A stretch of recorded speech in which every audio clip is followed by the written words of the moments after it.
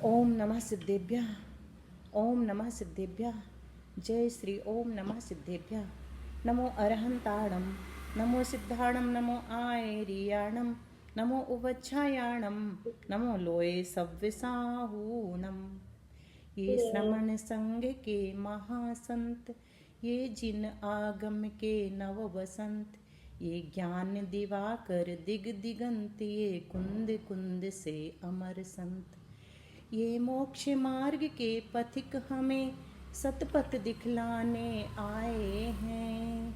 ऐसे गुरुवर के चरणों में हम शीश झुकाने आए हैं। ऐसे गुरुवर के चरणों में हम शीश झुकाने आए हैं। अप्रतिम प्रतिभा सिंधु श्री भूवलय रचयिता, आचार्य कुमुदेन्दु पादौ मूले शिरसा नमो नमः। आचार्य कुमुदेन्दु महाराज की जय। संत श्रोमणी आचार्य गुरु विद्यासागर जी महाराज की जय। तीन कमलों करुणमणि महाराज की जय। द्वादशांग जिनवाणी माता की जय। संपूर्ण आरिका माता जी की जय। चलिए श्लोक नंबर 4 मेरी पुरानी पुस्तक से देखते हैं। पहले श्लोक पढ़ने की भी प्रैक्टिस कर लें। और हम लोग जो छंद पढ़ रहे हैं वो इसलिए पढ़ के देख रहे हैं ताकि हम उनकी मात्राएं सुधार सकें। अगर वर्ण कम है और अक्षर कम है, वार्णिक है या मात्रिक है, मात्रा कम है तो मात्राएं सुधार सकेंगे और अपने अंकों को मिला सकेंगे। और अगर अक्षर कम है तो अक्षरों को घटा बढ़ा सकेंगे। तो इसलिए हम इन श्लोकों का 7 श्लोक जो हमारे आए हैं उनका अर्थ और श्लोक दोनों पढ़ करके देख रहे हैं। 4 हो गए थे ना अपने देहवाणी तक। ह कवु यहाँ तक लेंगे। द्विसंयोग, जब संयोग लिखा रहता ना तो उसको संयोग समझना, और मनगल लिखा रहता तो मंगल समझना। इसमें अंकों की गणना करने की दृष्टि से कभी कभी वैसा तोड़ करके लिख देते होंगे। तो द्विसंयोग दोल गेई पत्तेंटू, प्रकट दोल दोलड़ वत्तम लवर वत्तम कूड़े, सकलांक दोलू दिट्ट सोने एंटेंटू सकलागम एलू भंग। ये हमारा 5वें नंबर का श्लोक है। इसका अर्थ क्या है? 5वें नंबर का श्लोक, उसका अर्थ बहुत अच्छा है। देखो, हा कवु का अर्थ है हा और का। द्विसंयोग दोड़ू दौड़, द्विसंयोग इन दोनों अक्षरों के संयोग को भूवलय की पद्धति के अनुसार हा और का, इन दोनों अक्षरों के संयोग को द्विसंयोग कहते हैं। और का इन दोनों अक्षरों के संयोग को द्विसंयोग कहते हैं। और का जो है उसका बताना किसमें है वो, आप जो पढ़ रहे हैं ना वो थोड़ा दिखाना। हिंदी अर्थ आपको देशभूषण जी कृत जो PDF डली हुई है श्री भूवलय के नाम से, उसमें मिलेगा। बाकी अभी आप समझ लीजिए श्लोकों को देख करके, है ना। श्लोकों को देखते हुए समझ लें तो ज़्यादा अच्छा है, खोलने में टाइम वेस्ट ना करें। तो ह कवु दुसंयोग दौड़ गे पत्तेंटू, इसका अर्थ क्या बताया? भूवलय की पद्धति के अनुसार ह और क इन दोनों अक्षरों के संयोग को द्विसंयोग कहते हैं। अब हा का अंक कितना है, किसी को याद है? हा का 28 नहीं, हा का तो 60 होता है। क का पूछ रहे हैं हम। 28 का 28 और हा का 60 यहाँ पर लिखा हुआ है। अगर इन दोनों अंकों को जोड़ लिया जाए तो कितना आता है? 60 और 20 80 और 8 88। इन दोनों अंकों को जोड़ लिया जाए तो 88 आ जाता है। वह बिंदी ही 88 बन गई। वह बिंदी से क्या बन गया? 88 बन गई। बिंदी का महत्व अभी हम थोड़ा पढ़ेंगे कि अंक लिपि जब सुंदरी को पढ़ा रहे थे आदिनाथ भगवान, तो उन्होंने बिंदी को ही अंकों में बना दिया। सिर्फ एक गोल लिखा, शून्य लिखा, और उसको तोड़ तोड़ करके जब हम कन्नड़ की लिपि आज देखेंगे तो आपको पता चलेगा कि एक गोल को कैसे तोड़ करके और उन्होंने 8-9 अंक बना दिए। और कन्नड़ की आप लिपि अगर देखेंगे तो वो भी बिल्कुल गोल गोल हुआ करती है, सुंदर होती है, मधुर होती है, मृदुल होती है और गोल होती है, गोलाकार होती है। उसमें गोलाकार ज़्यादा है। हमने पढ़ा था एक बार, कन्नड़ लिखना भी आ गया था और बोलना भी आ गया था, लेकिन 25 साल का गैप कर देने से विस्मृत प्राय हो गई है। तो 88 आ जाता है, 60 और 28 को जोड़ा तो क्या हुआ, 88 आ जाता। और पढ़ने के बाद एक पत्र लिखा था कन्नड़ में, आचार्य श्री रामटेक में थे तो मीना के हाथ रामटेक पत्र भेजा था, तो आचार्य श्री ने मीना के ही सामने पढ़ा और खूब हंस रहे थे कि कन्नड़ सीख करके तो हमें भी अच्छा लगा। तो एक ही पत्र लिखा। आपको कैसे रुचि आ गई कन्नड़ में, क्यों रुचि अरे आ वो गई? यहाँ पे एक माता जी ने चातुर्मास किया था जहाँ हम रहते थे, प्रशस्तमती, वो कर्नाटक की थी, और उनके साथ जो बहनें रहती थी हेमा शैला, तो उस समय हेमा थी, तो वो भी उनकी बहन थी सगी, उनको कन्नड़ आती थी। तो हमें नेहरू जी कहा करते थे कि सभी लिपियों का ज्ञान होना चाहिए। इंदिरा जी को सम लेटर्स ऑफ इंदिरा जो पढ़ा करते थे हम बचपन में, तो उसमें उन्होंने इंदिरा को सीख दी थी कि सभी लिपियों का ज्ञान हमें होना चाहिए, ताकि हम किसी भी प्रांत या देश में चले जाएं तो कम से कम भटकना ना पड़े, नोटिस बोर्ड या बोर्ड्स को देख करके आगे बढ़ सकें। तो उस समय हमने चातुर्मास में पूरी कन्नड़ सीख ली थी, लेकिन फिर उन लोग का विहार हो गया तो कन्नड़ से भी हमारा विहार हो गया, उसको रिवीजन ही नहीं किया। बेंगलोर में आने के बाद बोलना सीखा, लिखना सीखा, किताब लाई खरीद के। आपने भी सीखा? 25 साल की बात है। अच्छा, आपको भी 25 साल हो गए। चलिए, जाते हैं तो भूल जाते हैं, अब एकदम भूल गए। नई भाषा थी ना इसलिए भूल जाते हैं। तो 88 आ जाता है और वह बिंदी ही 88 बन गई। देखो बिंदी बिंदी दिख रही ना, दो बिंदी जैसे। दीदी 51 पेज में मिलेगा इसका आंसर जो आप बता रहे हो। क्या 51 पेज में क्या मिल रहा है? हिंदी भी लिखी हुई है। नहीं कन्नड़ा जो बोल रहे ना कि गोल गोल अक्षर से आप हाँ, वो 51 में लिखा है। आज अपन उसको पढ़ेंगे। पहले 48 पेज पढ़ेंगे, फिर 50 पढ़ेंगे, फिर 51 पढ़ेंगे। ऐसा इसमें इस पुस्तक में उल्टा ही क्रम चलता है, सुंदरी लिपि जैसे। तो वह बिंदी ही 88 बन गई। 8 और 8 जोड़ देने से 88 को जोड़ो, अब 2 8 है ना 88 में, तो 8 और 8 को जोड़ा तो क्या बन गया, 16 बन गया। और फिर 16 को फिर जोड़ा, 1 और 6 को जोड़ देने से 7 बन गया। तो 7 के रूप में ही भगवान महावीर ने इसका नाम सप्तभंगी रखा। ये न्यूमरोलॉजी भी कहलाती है। अपने PRABHA इनके सबके अंक होते हैं न्यूमरोलॉजी में, अंक विज्ञान में, फिर उनको जोड़ करके अपना लकी नंबर बनता है। इसी प्रकार यहाँ पर भगवान ने स्याद्वाद को कैसे बनाया, क और हा से मिला करके बनाया। क और हा को क्यों लिया, क और हा से क्या मतलब, हाँ, ककारादि हकार पर्यंता व्यंजना। व्यंजन कहाँ तक होते हैं, ककारादि हकार पर्यंता, और अकारादि हकार पर्यंता पूरे वर्ण 64 वर्ण होते हैं। अकार ऐसा आता का तंत्र में। तो ककारादि हकार पर्यंता व्यंजना कथ्यन्ते, व्यंजन कहे जाते हैं। तो ये 8 और 8 जोड़ा, 88 का तो 16 बना, और 1 और 6 को जोड़ देने से 7 बन गया। तो 7 के रूप में हमें भगवान महावीर ने इसका नाम सप्तभंगी रखा। सकलांक दौड़ुत सोने एंटेंटू सकलागम, ये एड़ू भंग मतलब स्याद्वाद के 7 भंग बन गए। अब अगला देखते हैं, छठे नंबर का।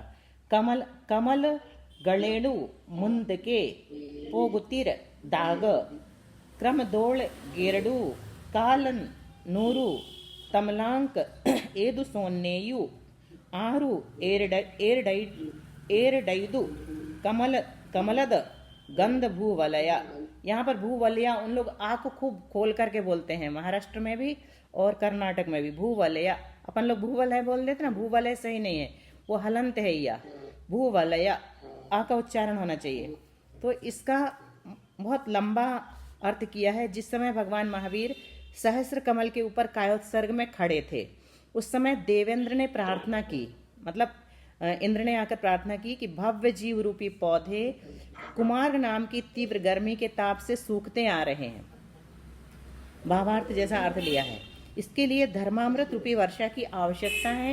इसलिए आपका समौसरण श्री विहार अखिल कश्मीर, आंध्र, कर्नाटक, गौड़, वाहलिक, गुर्जर इत्यादि 56 देशों में विहार करके उन जीवों को धर्मामृत की वर्षा करने की कृपा करे, ऐसा देवेंद्र ने भगवान से प्रार्थना की।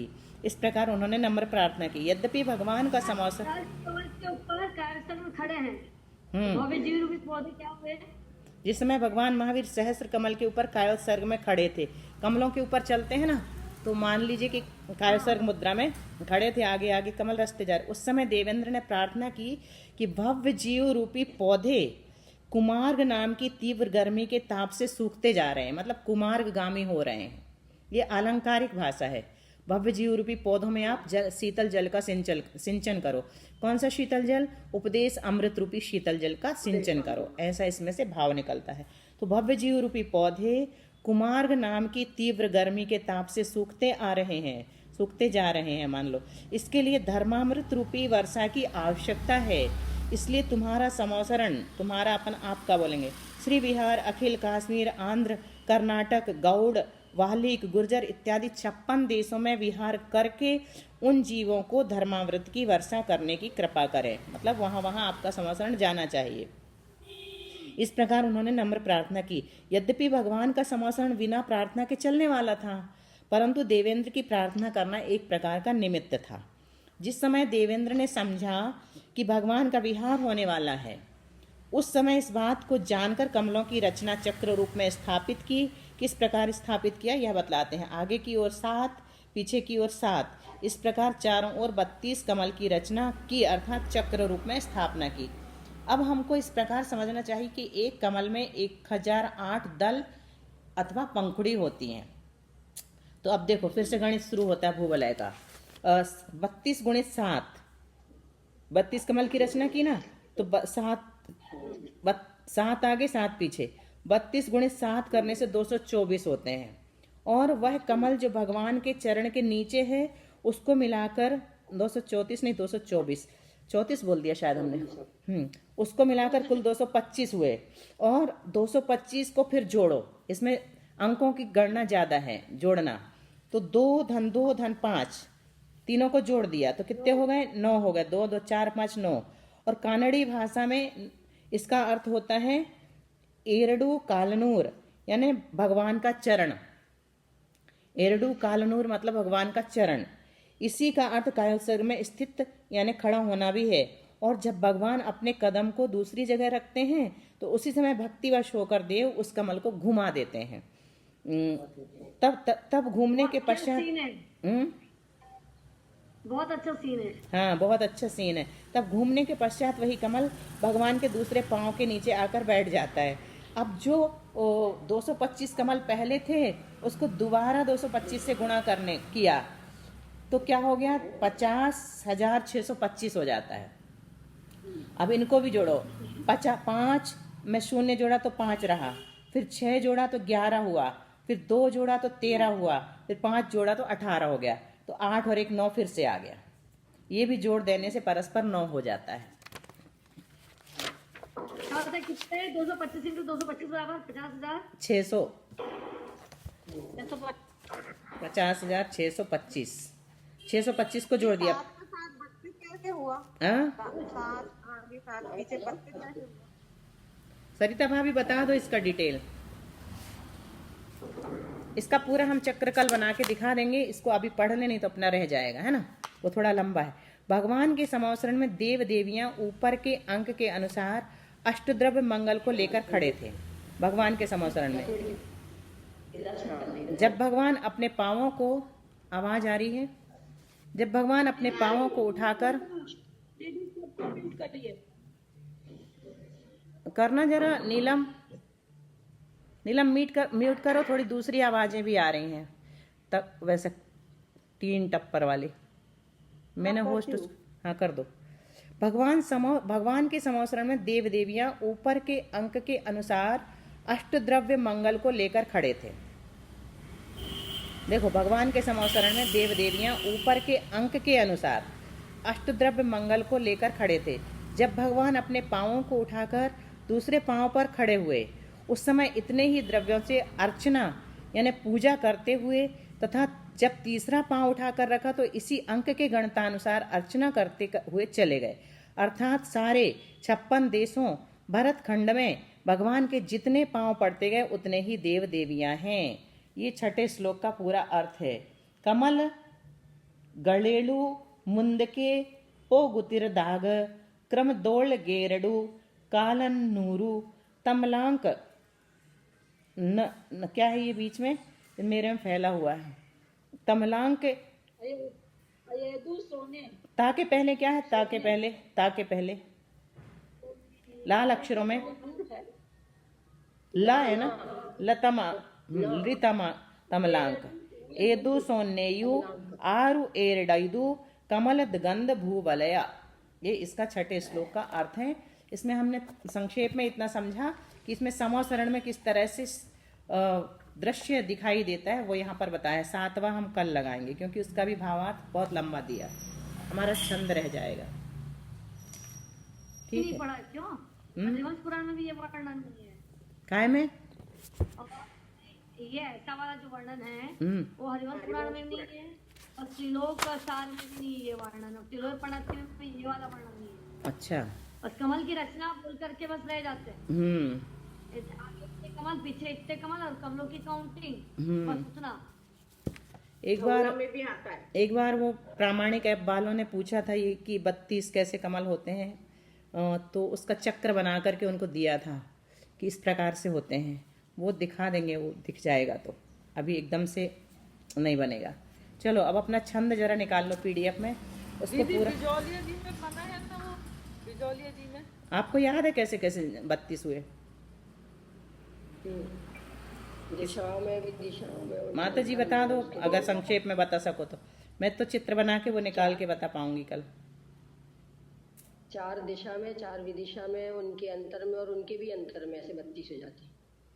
तो अंतर में मतलब 4 दिशा में, 4 विदिशा 8, 8 के अंतर में 16 और 16 बीचों के में अंतर में भी 16, ऐसे 32, 7 7 7।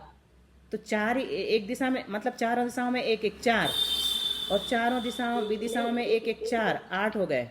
और उनके अंतर में एक दिशा में 7 7, एक दिशा में 7, ऐसे 4 दिशा, 4 विदिशा। एक दिशा में 7 का मतलब 7, एक दिशा में 7 बनाएंगे ना। एक दिशा अच्छा, में ये 7, 225 बनेगा, ऐसे बनेगा। कैसे बन रहा जरा मुझे भी अभी क्लियर नहीं हूँ। 225 तो पता है हमें, 32 कैसे बने वो नहीं पता। ये तो सबको पता ही है। नहीं, 225 ही उस समय हमने बनाए थे। इन्होंने 32 का क्या लिखा है, आज सब लोग इसको होमवर्क में डाल दो अपना, फिर बाद में रह जाए। अच्छा, वो भी हमने भैया से पूछा था प्रभाव वाला, तो उन्होंने कहा कि ये छंद और व्याकरण वाले ही बता पाएंगे प्रभाव का। इसमें कुछ मिला क्या दिव्या तुमको? हाँ दीदी, ग्रुप में डाला है हमने, देखो आप। यही डाला है क्या, प्रभाव वाला ही है ये? अरे माता जी बता रही, देखो ऐसा 1 2 3 4 दिशा और 4 विदिशा 8। तो 8 में तो साथ साथ थोड़ा फिर से दिखाना माता जी, फिर से दिखाना। ऐसे ही तो चक्कर बनाया था हमने। 1 2 3 4 5 6 7, 7 ये हो गए, 7 चौके 28 हो गए ना, 28 हो गए ना। 2 3 4 5 6 7 8। नहीं, लेकिन ये चारों दिशाओं में 7 7 लिए तो 28 हुए ना। फिर 4 विदिशा, 4, बस 4 ही लेना ना, 32। 4 विदिशा 32 हो गए। 8 हुई ना, 8 हुई अभी, 8 पंक्ति हुई। फिर इनके अंतर में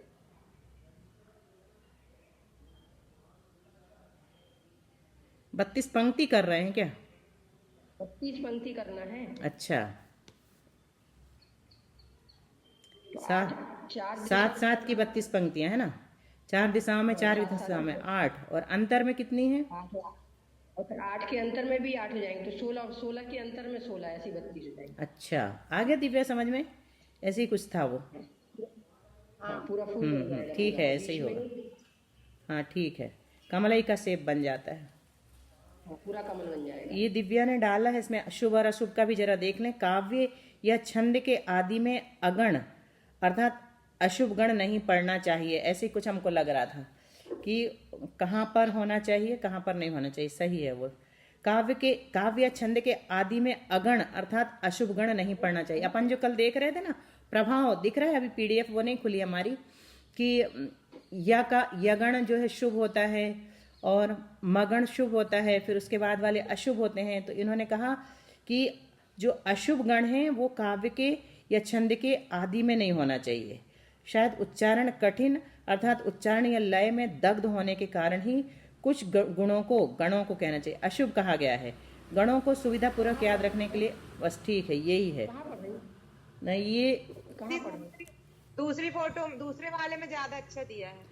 ये दिव्या ने ग्रुप में डाला है, वो पढ़ रहे थे। प्रभाव का पूछने के लिए भैया से पूछा था तो उन्होंने कहा था कि हमें नहीं पता है, ये छंद या व्याकरण वाले ही बता सकते हैं। तो हमने दिव्या को कहा था कि तुम जरा ढूंढना, ये यूज करती रहती है, जल्दी जल्दी खोज लेती। गणात्मक वार्णिक छंदों को वृत्त भी कहते हैं। ये दूसरी वाली इसी की फोटो है, ग्रुप में डली हुई है। गणात्मक और अगणात्मक, इनकी रचना 3 लघु और दीर्घ गणों से बने हुए गणों के आधार पर होती है। लघु तथा दीर्घ के विचार से यदि वर्णों की प्रस्तार व्याख्या की जाए तो 8 रूप बनते हैं। इनको 8 गण कहते हैं। चलो, ये अपने काम का नहीं। अगणात्मक, जिनमें गणों का विचार नहीं रखा जाता, केवल वर्णों की निश्चित संख्या का विचार रहता है। विशेष मात्रिक छंदों में केवल, बस ठीक है, मेन अपने को उससे प्रयोजन था वो मिल गया। जो पहली लाइन ये है, ये अपने काम की है कि कहा आपने छोड़ दिया, वही तो हम बोल रहे थे पढ़ने, वो आपने छोड़ दिया, जिसके बाद पढ़ना था वो। हाँ, पढ़ना जरूर। तुम क्या लिखा, तुम ही पढ़ो।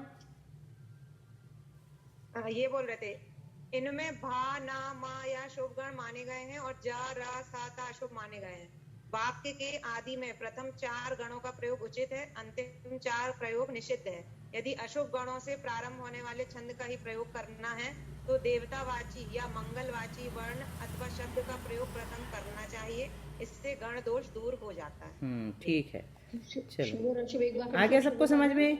चलो अब इसको भाव बता देते हैं, हम भाव बता देते हैं। मूल जो पहला हमें पसंद, जबलपुर के जो निसर्ग सागर जी है ना, आचार्य जी के समय, उनकी इनमें मतलब बहुत अध्ययन करते हो और वो कौन सा शब्द रखना चाहिए, कौन सा शब्द नहीं रखना चाहिए, आपकी कार्यशाला में, आपकी प्रयोगशाला में आपका नाम भी, तो उसके क्या प्रभाव पड़ेंगे आपकी लाइफ में। तो ये उनके पास पूरी मतलब शोध है इस विषय को लेकर। बढ़िया है। तो अभी अपने को प्रभाव कल जो बताया था मीना दीदी ने कि अनीता दीदी ने ऐसा कहा है, वो बिल्कुल भी सही नहीं है। क्यों?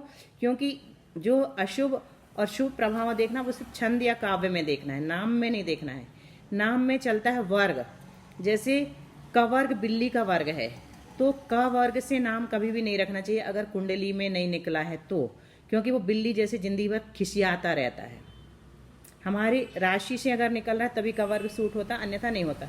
वहाँ वर्ग ये नहीं चलते, गण नहीं चलते नाम में, वहाँ वर्ग चलते हैं। तो ये हमें सही मिला आंसर कि काव्य या छंद के आदि में अगण अर्थात अशुभ गण नहीं पढ़ना चाहिए, उसका प्रभाव सही नहीं होता है। तो वहाँ पर शुभ वाले गण ही रखे जाना चाहिए। तो ये कारण भी बता दिया कि उच्चारण कठिन होता है अर्थात उच्चारण या लय में दग्ध होने के कारण, दग्ध मतलब उष्मा, कुछ गणों को अशुभ कहा गया है। गणों को सुविधा पूर्वक याद रखने के लिए सूत्र बना दिया, वो अपन ने देख लिया, यमाता राजभान सलगा। चलो अपनी पीडीएफ में आ जाओ, काम बन गया। बाकी का डिटेल सब लोग ग्रुप में खोल करके पढ़ लेना है ना, डिटेल अभी नहीं चाहिए। पीडीएफ किसमें देखने, कौन सा देखने? अपने वाले ग्रुप में श्री भूवलय बेसिक में छंद वाली पीडीएफ खोल लो, जो थोड़ा सा रह गया था उसको पूरा करना है। छंद, फिर द्रव्य श्रुत संख्या भी आज हमने थोड़ी सी पढ़नी चाहिए थी। कहाँ तक हमने पढ़ लिया था? ये सब हो गया, नीचे आ जाओ। मात्रा भी हो गई थी, दोहा, अर्धमार्थिक दोहा, छंदों के उदाहरण। छंदों के उदाहरण में आ जाओ। दोहा अर्धसम मात्रिक छंद है, ये भी पढ़ लिया था क्या? नहीं पढ़ा था, थोड़ा सा पढ़ लो। यह 2 पंक्ति का होता है, इसमें 4 चरण माने जाते हैं। इसके विषम चरणों में प्रथम तथा तृतीय में 13-13 मात्राएं और सम चरणों में द्वितीय तथा चतुर्थ में 11-11 मात्राएं होती हैं। विषम चरणों के आदि में प्रायः जगण टालते हैं, लेकिन इसकी आवश्यकता नहीं है। हाँ, ये पढ़ लिया था, उदाहरण नहीं पढ़ा था। सम चरणों के अंत में एक गुरु और एक लघु मात्रा का होना आवश्यक होता। उदाहरण, राजा राणा छत्रपति, हाथिन के असवार, मरना सबको एक दिन अपनी अपनी बार। चलिए अब इसमें अपने को थोड़ी सी मात्रा गिनना सीख ले, जल्दी जल्दी बताएंगे आप लोग। राजा राणा छत्रपति ये बना के रखा था, एक सिखाना था इसलिए, लेकिन आज वो नहीं हो पाएगा। राजा, राणा, छत्र, छत्र तक ही लो। बताओ इसको कैसे लिखेंगे? ऐसे दिख रहा है, इसको भी ऐसे लिखेंगे। लघु गुरु, दीर्घ ह्रस्व इसमें कम बोलते हैं, लघु गुरु बोलते हैं। ये गुरु लिखा, फिर ये भी गुरु, ये भी गुरु, फिर ये छ, छ कैसा है? छ गुरु है कि लघु है? लघु है नहीं है, लघु, लघु नहीं है, गुरु है। कैसे पता चला गुरु है? हाँ, क्योंकि संयोगाद्यम दीर्घम, संयोगाद्यम दीर्घम, त्रा संयोग है, संयोग के आदि का दीर्घ हो जाता है। फिर त्रा ह्रस्व है कि दीर्घ है? नहीं है, दीर्घ नहीं है। त्रा में रा में अछोटा हाँ मिला हुआ है, इसलिए लघु है बस। तो इस तरह से आप लोग इसको राजा राणा को पूरा करके लाना कल। आ गया? इतने में पूरा समझ में आ जाएगा। आ गया ना समझ में? आगे लिखने की जरूरत है कि नहीं? सरिता दीदी, हेलो सरिता दीदी, बोलिए बोलिए। आपका नंबर दो ना थोड़ा। ग्रुप में है, नाम नहीं रहेगा उसका, है। ये नंबर है। अब इसको लगाओ, चलो। पति, पति के लगाओ।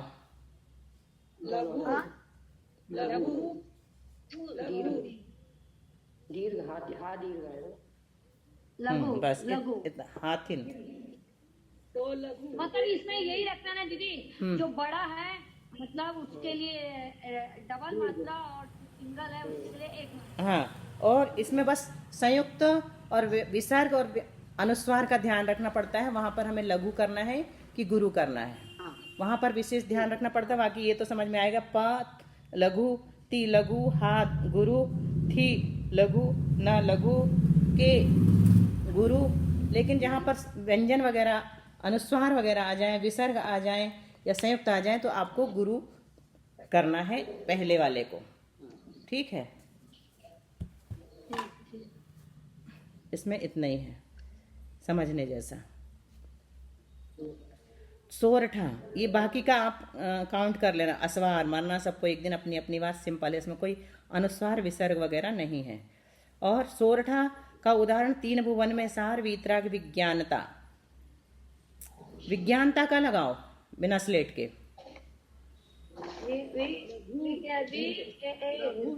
वी क्या है? वी क्या है? नहीं, गलत, लघु नहीं है, गुरु है। गुरु है। गुरु क्यों है? हाँ हाँ, संयुक्त आ गया इसलिए दीर्घ हो गया, तो गुरु बोलेंगे उसको। लघु गुरु, लघु गुरु। नहीं, विज्ञानता अकेले का बताओ। दीर्घ, हाँ दीर्घ दीर्घ, हाँ गुरु गुरु लघु गुरु। ठीक है, चलो अब शिव स्वरूप बताओ कोई। शिव स्वरूप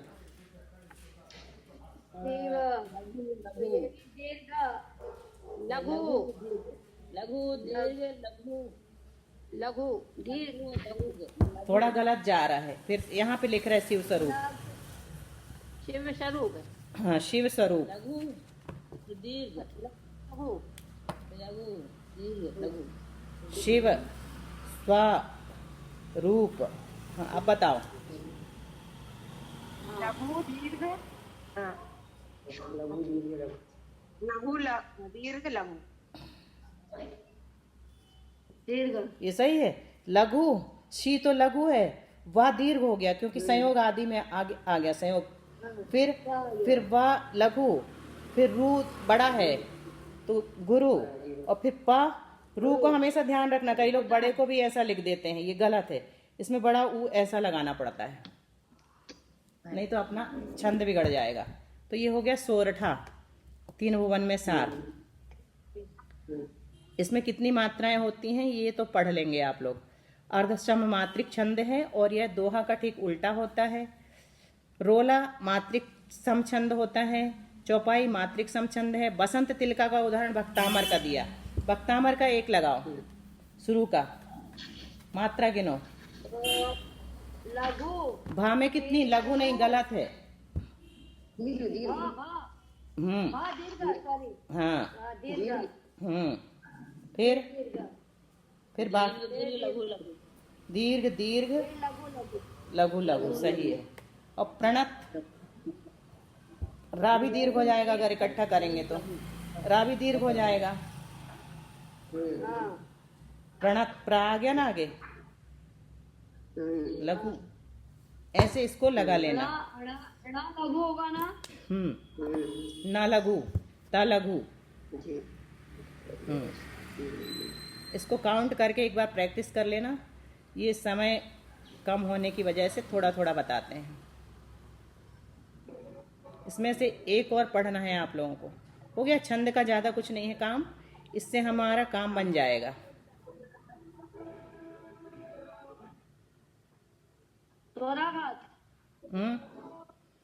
ये दिख रही है द्रव्य श्रुत संख्या, दिख रही है द्रव्य श्रुत संख्या दिख रही है, इसको भी खोल लो। अच्छा, इसको 5 मिनट बचे हैं, इससे अच्छा दूसरी चीज बता देते हैं। पेज नंबर 50, इसमें से थोड़ा सा बताते हैं, फिर आप लोग कर लेना। खुल गया सबका पेज नंबर 50 इस पुस्तक में? इसमें सीधे आ जाओ, अभी ऊपर का कल बताएंगे, नीचे भावार्थ में आ जाओ। प्राकृत, संस्कृत, मागध, पिशाच, शौरसैनी तथा अपभ्रंश, नीचे वाला भावार्थ। इन मूल 6 भाषाओं का 3 से गुणाकार करने पर 18 महाभाषाएं क्रम से होती हैं। मीना दीदी कह रही थी कि 18 महाभाषाओं के नाम कौन से हैं? यही हैं 18 महाभाषाओं के नाम। प्राकृत 3 प्रकार की है, संस्कृत 3 प्रकार की है। कौन सी संस्कृत, प्राकृत कौन सी? तो उनके नाम है अर्धमागधी, सौरसैनी।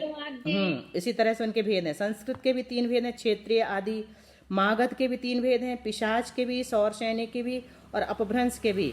इन 6 मूल 6 भाषाओं का 3 से गुणाकार करने पर 18 महाभाषाएं क्रम से होती हैं। ये कहाँ पर आया है? 95-96 नंबर के श्लोक में 5वें अध्याय में, श्री भूबलय जी में 5वें अध्याय में 18 महाभाषाओं का वर्णन आया है। तो पद संख्या 97 में एक अन्य प्रकार से 6 मूल महाभाषाओं को नामित किया गया है। इनमें प्रत्येक को 3 भागों में बांटकर 18 महाभाषाएं प्राप्त होती हैं। तो कौन सी है? ये दूसरे प्रकार से भी 18 महाभाषाएं बताई हैं। कहाँ पर? 5वें अध्याय के 97वें श्लोक में। कर्नाटक, मागध, मालव, लाट, गौड़ और गुर्जर, इन 6 मूल भाषाओं को लिया और उनका 3 से गुणा करने पर भी 18 महाभाषाएं जो बनी हैं वो श्री भूबलय जी में 97वें श्लोक में 5वें अध्याय में बताया गया है। तो ये जो निकला, तो अलग अलग टाइप की हो गई सब। हाँ, अलग अलग टाइप की हो गई। प्राकृत संस्कृत से हट करके भी उन्होंने लिया है कि ये भी 18 महाभाषाएं हैं। मतलब ऐसा होता होगा कि जिन क्षेत्रों में भगवान का समवसरण लगता होगा उस तरह की महाभाषाएं दिव्य ध्वनि में आती होंगी। जैसे कर्नाटक, मागध, मालव, लाट, गौड़ और गुर्जर आदि प्रदेशों में जिस समय समवसरण चलता होगा ना, तो इस प्रकार की 18 महाभाषाएं बन जाती होंगी। संभावना कह रहे हैं, शोध का विषय है। और जिस समय सामान्य मध्य प्रांत आदि में भ्रमण चलता है उस समय प्राकृत, संस्कृत आदि के आधार पर, क्षेत्रीय भाषाओं के आधार पर भेद करके 18 महाभाषाएं बन जाती हैं। तो ये हमने निकाली है कैसे? अश्वगति से निकाली है। अश्वगति में 5वें अध्याय के 95-96 श्लोक में चले जाओ। प्राकृत संस्कृत में अंडरलाइन है। फिर अश्वगति से छलांग लगाई अश्व ने, तो मागध पिशाच में आ गया। फिर भाषाश्च शूरसैनी च तक आ गया। फिर षष्ठोत्तर, ये इतना बना हमारा। नीचे लिखा हुआ है प्राकृत, संस्कृत, मागध, पिशाच, भाषाश्च शूरसैनी च षष्ठोत्तर भेदो देश विशेषात् अपभ्रंशः। ये आगे का और जोड़ दो, भेदो देश विशेषात् अपभ्रंशः। पूरा 3 लाइन में हमें एक पूरा श्लोक मिल गया है। किससे मिला? अश्वगति से। पकड़ में आया? ये सब अश्वगति से भी हमें क्या बनाना है? चक्र बनाना है। अश्वगति वाली श्लोकों को रच करके चक्र बनाने हैं। और ठीक है, ये हमने एक चक्र बनाने के लिए आज प्रैक्टिस करवानी थी, खासकर दिव्या को, कि जो पहला समय पूरा हो गया है, आज नहीं हो पाएगा, इसलिए इसको कल ही रखेंगे। जिनवाणी स्तुति करते हैं। वाणी जिनेन्द्र कथिता दुख हारिणी है, संत्रस्त भव्य जन को सुखदायिनी है। तेरा करूं स्तवन में ऐ अम्ब देवी, तो शीघ्र ही बन सकूं निज आत्म सेवी, तो शीघ्र ही बन सकूं निज आत्म सेवी। 9 बार नमोकार मंत्र।